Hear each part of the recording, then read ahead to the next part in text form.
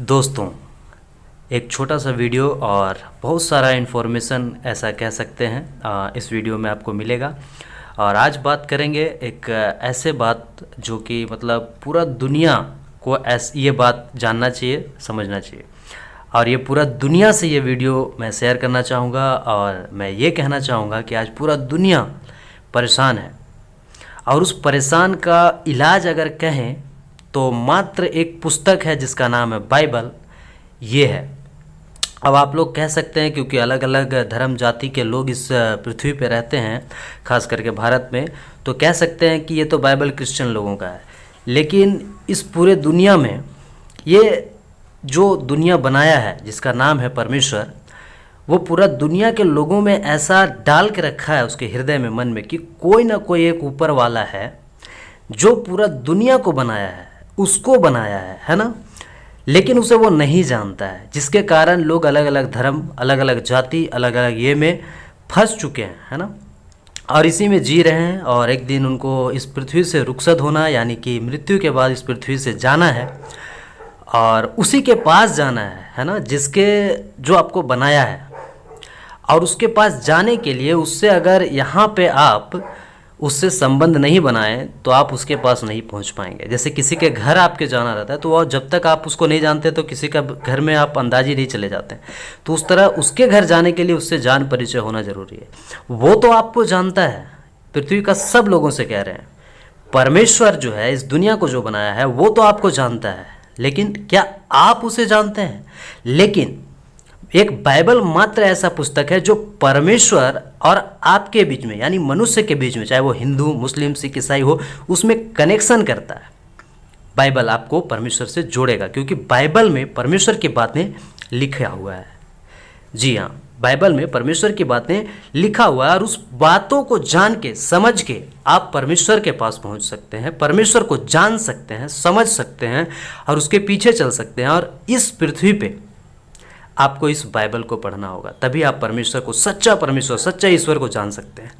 आज लोग पत्थर पूज रहे हैं, आज लोग ऐसे ऐसे चीज़ों को पूजा कर रहे हैं, वर्शिप कर रहे हैं, महिमा कर रहे हैं, जो चीज़ें परमेश्वर ने बनाया है ना।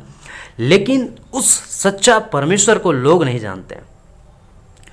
आज हर एक व्यक्ति गरीबी से, भुखमरी से परेशान है और जो फाइनेंशियल प्रॉब्लम कह सकते हैं, हर कोई परेशान है, अंदर से बाहर से सब तरफ से परेशान है। क्यों? क्योंकि दुनिया का हालत ऐसा है। वो सामने से परेशान दिखता नहीं है लेकिन फिर भी परेशान है। सामने से उसका चेहरा मुस्कुराता हुआ भले ही दिखे, खिला हुआ भले ही दिखे, लेकिन अंदर से वो खुश नहीं है। इस पृथ्वी का हर एक मनुष्य, चाहे अमीर हो गरीब हो, दुखी है, एक अकेलापन है उसके अंदर। और कई लोग तो बुराई में, पाप में, गुनाह में ऐसे पड़ गए कि अपना शरीर को नशे में बर्बाद कर रहे हैं, बाकी और तमाम चीज़ों में बर्बाद। और वो अंत में कहाँ चले जाते हैं? फिर उनका हॉस्पिटलाइज होता है। हॉस्पिटलाइज के बाद फिर वो कहाँ जाते हैं? फिर मृत्यु हो जाता है, या फिर और किसी भी प्रकार से एक्सीडेंट हो गया, या फिर किसी भी प्रकार से लास्ट स्टेज मृत्यु आता है। लेकिन ये मृत्यु कहाँ से आया पता है आपको? ये आदम हवा से आया। और आदम हवा के बारे में आपको पूरा जानकारी कहाँ मिलेगा? बाइबल में।